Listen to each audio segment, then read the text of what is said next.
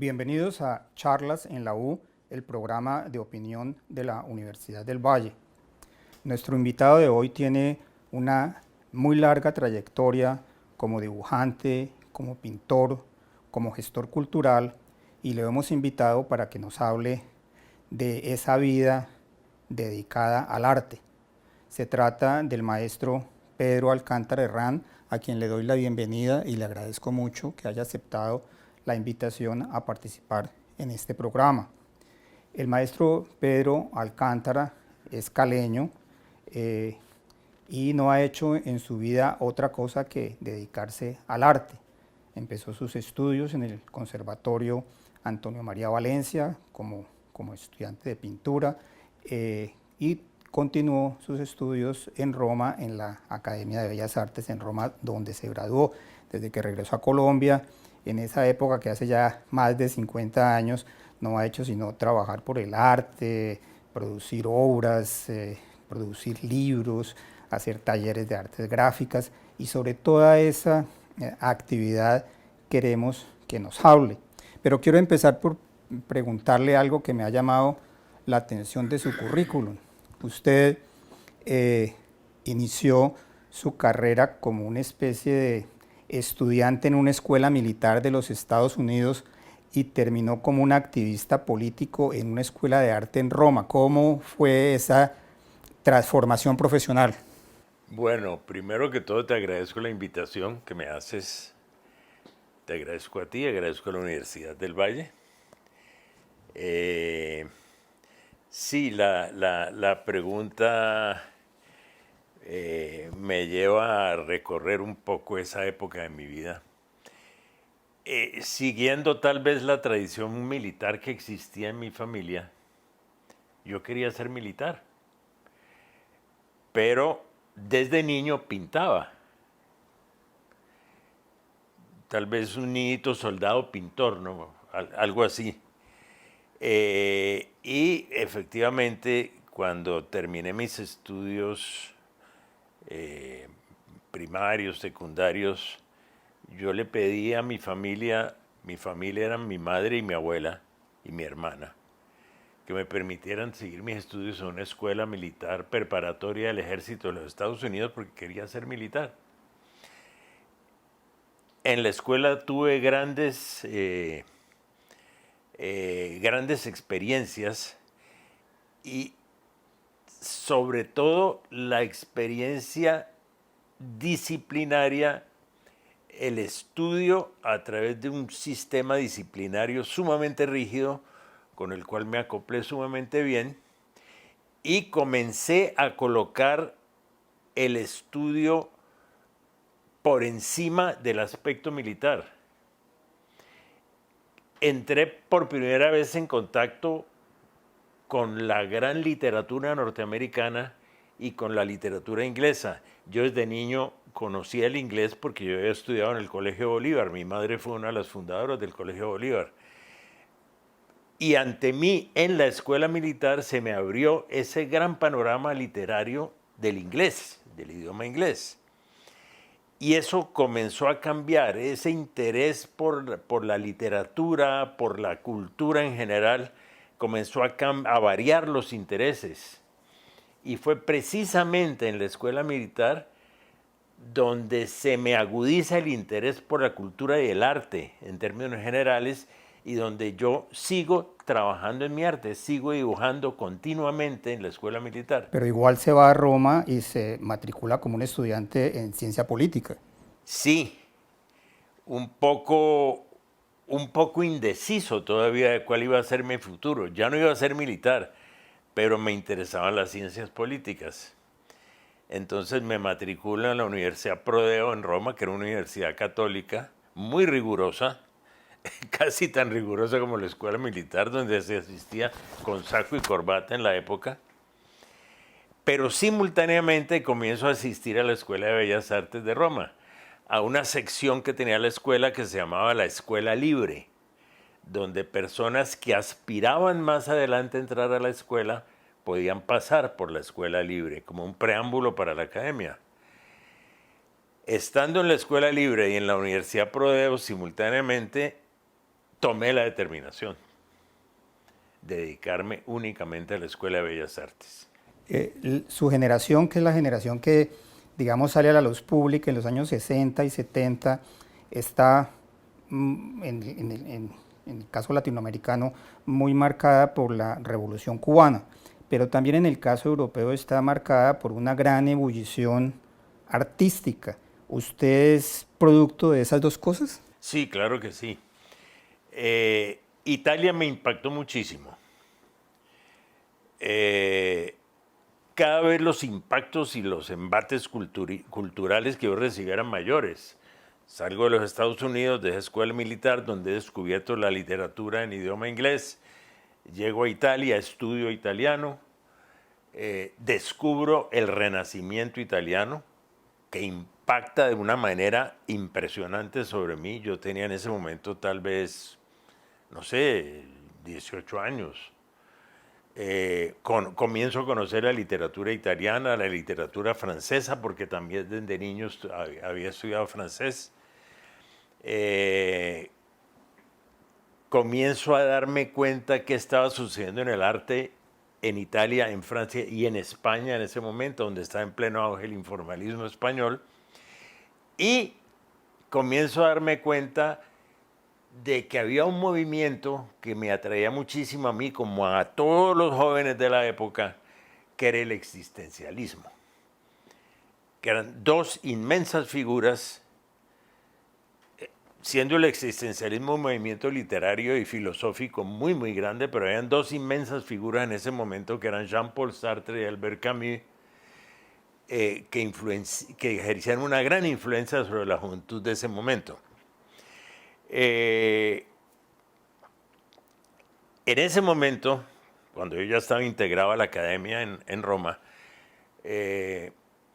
conozco por primera vez unos artículos de Jean-Paul Sartre que posteriormente se convirtieron en un libro, que inicialmente han sido publicados, creo que en 1960, no recuerdo bien, en la prensa francesa, que se llamaron Huracán sobre el azúcar, que era un análisis de Jean-Paul Sartre sobre los inicios de la Revolución Cubana. Para los jóvenes latinoamericanos que estudiamos en Europa en ese momento, la Revolución Cubana era como un gran espectáculo del ser latinoamericanos, como un llamado de atención, más que un problema ideológico, era como un gran llamado de atención de que existía un lugar en el mundo que se llamaba América Latina, que había un mar que era el Mar Caribe, que nosotros teníamos relación con esa realidad, y nos atrajo muchísimo la obra de Jean-Paul Sartre en ese sentido, ese llamado de atención que Sartre nos hacía. Usted sale de Italia y llega a Cali como un joven existencialista entrenado en las técnicas más modernas del arte, a una sociedad parroquial. Aquello debió haber sido una especie de shock para su familia y el resto de la humanidad, ¿o no? Yo llegué aquí en un momento, sí, convertido en un joven existencialista, pero que también había asistido a los grandes debates del marxismo en la Europa de esa época, los grandes debates que existieron entre el Partido Comunista Italiano y el bloque soviético. El Partido Comunista Italiano era un partido que defendía una gran autonomía en muchos sentidos, incluyendo el sentido de la defensa de la libertad artística. Entonces yo venía un poco metido en todo ese mundo de las grandes discusiones de la izquierda europea, sobre todo la izquierda italiana, la izquierda francesa, pero también sumamente influido por el existencialismo, y encuentro aquí un movimiento llamado el movimiento nadaísta, y me integro al movimiento nadaísta. Me pareció lo más afín a aquello que yo llegué aquí sintiendo, y entro a este movimiento nadaísta. Conozco unos grandes poetas como Gonzalo Arango, J. Mario, X504, bueno, en fin. Y desde entonces, perdón Pedro, desde entonces usted porque me está hablando pues de su pensamiento filosófico, pero respecto de su trabajo artístico, desde entonces usted era un pintor figurativista y ya tenía una idea de que había como un compromiso político en sus imágenes. Mira, en mis últimos tiempos en la escuela me fui hacia el arte abstracto y llegué a Colombia con unos ejemplos de esa obra casi prácticamente abstracta.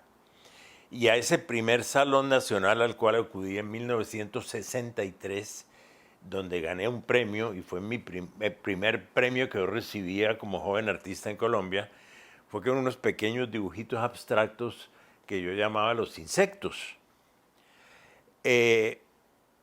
Pero fue tal el impacto que yo recibí a mi regreso a este país, donde por primera vez me sumergí en una situación de violencia que yo no conocía. Yo había sido un niño absolutamente privilegiado que ha crecido prácticamente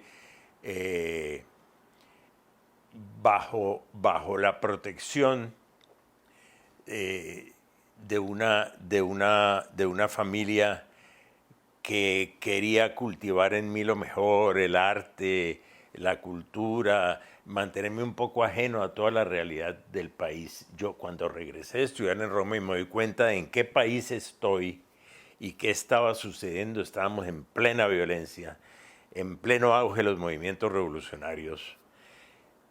Obviamente todo eso tuvo en mí un inmenso impacto. ¿Usted considera que en buena parte de su obra la violencia es el tema principal? No, no es el tema principal. El tema principal es el arte en sí, la obra de arte. Tú sabes que la obra de arte tiene, la obra de arte plástico, un cuadro, que la gente se pregunta, ¿eso qué es? Eso es lo que está allí. La obra de arte tiene sus propias reglas, tiene su ritmo, tiene su estructura. La obra de arte es una cosa nueva en sí que el artista le entrega al mundo y a su sociedad. Para mí eso es lo básico de mi obra. Construir obras nuevas. Ahora, si dentro de esas obras que uno construye se evidencia la sensibilidad social que uno pueda tener o se evidencia una posición que uno tenga ante su problemática social y ante su sociedad, eso es otra cosa. Es decir, es inevitable que un artista dé testimonio de su pensamiento en cuanto a la sociedad en la cual uno vive. Pero uno no puede hacer, digamos, una total abstracción de la técnica y del tema. No, la técnica es una cosa, el tema es otra. La técnica es el oficio, lo que le permite a uno expresarse, ¿no es cierto? La técnica le permite a uno formar un estilo, digamos, y encontrar los medios de expresión. Ahora, dentro de lo que uno expresa, se siente lo que uno piensa. Entonces, en ese sentido, y como esa situación de violencia que vivió el país se reflejaba en mi pensamiento, obviamente se reflejaba en mis dibujos de la época. Claro Antes está. de continuar hablando con el maestro Pedro Alcántara Herrán sobre su obra artística y su trabajo como gestor cultural, vamos a hacer una pausa.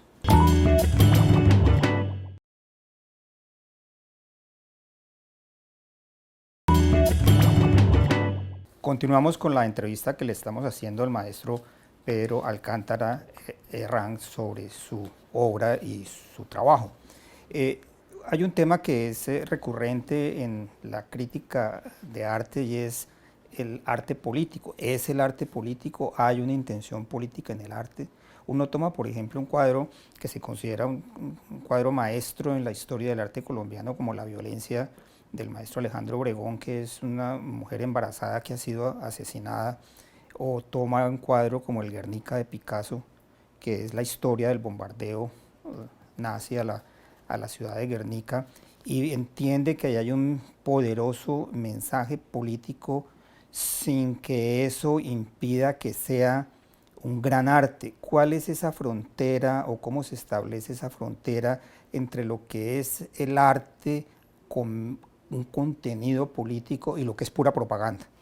Mira, yo te diría, para tratar de resumirte ese punto que es tan importante, has mencionado dos ejemplos grandes, uno del arte nacional que es Obregón y uno del arte universal que es Picasso. Se trata de dos grandes artistas humanistas, sobre todo dos grandes humanistas, que demuestran en sus obras una inmensa sensibilidad social y un inmenso respeto por lo que sucede en su tiempo, en sus respectivas sociedades, y se sienten en la obligación de poner eso de manifiesto. Entonces, ¿es o no es político? Depende de cómo se lo mire. La violencia de Obregón es un planteamiento claro que hace Alejandro Obregón sobre un momento de la historia de Colombia, que él, como un gran humanista, lo siente y lo expresa, se siente en la responsabilidad de expresarlo. Lo mismo le sucede a Pablo Picasso. Eso no es político. Te repito, depende de quién haga el pronunciamiento. Pablo Picasso se siente en la responsabilidad de denunciar ante el resto del mundo el bombardeo de Guernica por parte del nazismo alemán en complicidad con el falangismo español. Mejor dicho, cuando es propaganda se nota inmediatamente. Sí, claro, estamos hablando de grandes obras de arte, ¿no es cierto? De grandes obras de arte que nos muestran cómo piensan estos dos artistas. Usted tuvo un papel muy destacado en toda esa ebullición cultural de Cali de los años 60 y 70, que en buena parte se hizo alrededor del Museo La Tertulia, al cual usted ha estado muy vinculado Sí. durante muchísimos años. Yo quisiera que nos hablara un poco de esos tiempos y de cómo todo ese trabajo que se realizó allí, de las bienales de artes gráficas, de todo el conjunto de artistas que llegaba a Cali a exponer en La Tertulia y en otras salas, cómo influyó eso en la formación de la cultura visual de los colombianos. Sí, el Museo La Tertulia, que inicialmente era un club de libre pensadores que fundaron en la época de Rojas Pinilla, como un pequeño foro donde se puede discutir libremente. Posteriormente se convertiría en el Museo de Arte Moderno de La Tertulia. Ha sido un eje fundamental de todo el desarrollo cultural de la región, de la ciudad y del país. En torno al Museo de la Tertulia se han desarrollado algunos de los más grandes hechos culturales de la ciudad. Y uno de ellos fue la fundación de las Bienales Americanas de Artes Gráficas. Esa fue la primera oportunidad que tuvieron los artistas nacionales de ver el arte que se producía en el continente americano. Colombia ha sido un país sumamente cerrado y los artistas que no tenían la posibilidad de salir al exterior, como la tuve yo, como la tuvieron algunos otros de mi época, no sabían qué se hacía en el resto del mundo. Se sabía por los libros, pero no se sabía en realidad qué se hacía ni siquiera en el continente americano. No se conocía lo que se hacía en Venezuela, lo que se hacía en México, lo que se hacía en Argentina, no teníamos ni idea. Las bienales abrieron esa ventana y a su vez permitieron mostrarle al mundo lo que se hacía en Colombia, lo que hacían los jóvenes creadores colombianos y el gran arte que se comenzaba a producir en Colombia. Entonces dejamos el encierro, La Tertulia contribuyó a esa primera gran apertura del arte de nuestro país hacia el exterior y el ingreso del gran arte del exterior hacia nuestro país. Porque a esas bienales, aparte de las obras en sí que se exponían, venían personalmente grandes exponentes de la crítica y del arte a visitar la bienal y a visitar Colombia y a vernos por primera vez y a encontrarse personalmente con nosotros por primera vez. La Bienal de Artes Gráficas, como su nombre lo indica, era un conjunto de obras gráficas, o sea, eran originales múltiples hechos en distintas técnicas. Usted en su momento trabajó mucho el tema de la serigrafía, que es una manera de imprimir sobre una malla en el papel. ¿En qué medida esa posibilidad de que existieran originales múltiples ayudó a ese trabajo de formación de un público y de tener una nueva visión sobre el arte moderno? Sí, las bienales precisamente condujeron a eso. A través de estas bienales nos dimos cuenta que lo que estábamos haciendo los artistas gráficos en Colombia era correcto.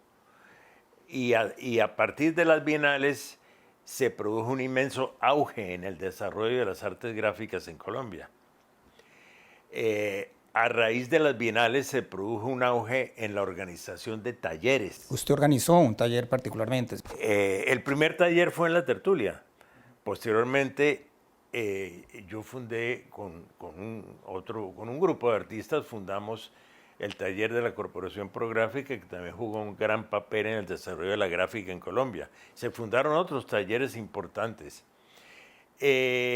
Nos dimos cuenta que a través de la gráfica, de la impresión de originales múltiples, quiero decir que un ejemplar numerado y firmado cuya imagen se podía repetir a través de medios de impresión como el grabado, como la litografía, como la serigrafía, podía llegar a públicos muchísimo mayores y podía ser adquirido por precios muchísimo más bajos que el precio que te da un original en esa época. Eso es como un redescubrimiento, porque grabados ha habido toda la vida. Rembrandt tenía grabados, Claro, Rubens claro. tenía grabados, pero luego como que el original pintado adquirió un prestigio especial y se olvidó que el grabado también existía. Comenzó a menospreciarse Ajá. el grabado como una forma inferior de arte, como en esa época se menospreciaba la fotografía como una forma inferior, ni siquiera de arte, como un medio de testimonio simplemente. Hoy en día la fotografía ocupa un gran lugar en las artes plásticas y obviamente el grabado también. Hablemos un poco de su obra. Uno mira los cuadros suyos y uno identifica varias cosas. Primero, que la obra está hecha siempre alrededor de la figura humana, siempre hay un cuerpo, pero no es el cuerpo que uno normalmente se encontraría, porque el cuerpo está o desollado o con los órganos a la vista o forrado de unas armaduras absolutamente fantásticas. ¿Cuál es su intención al construir el cuadro sobre el cuerpo y luego presentarlo de esa manera? Yo lo que hago es que invento una anatomía y con el invento de esa anatomía pretendo acentuar el carácter expresivo de las figuras.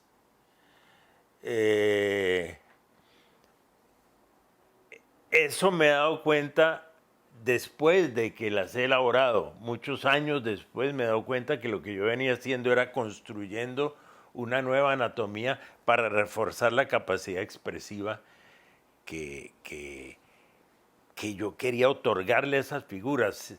Es decir, yo sentía que con esas figuras yo tenía que expresar mi inconformidad, que yo tenía que expresar tal vez mi rabia, mi alegría, que yo quería expresar mis sentimientos a través de esas figuras.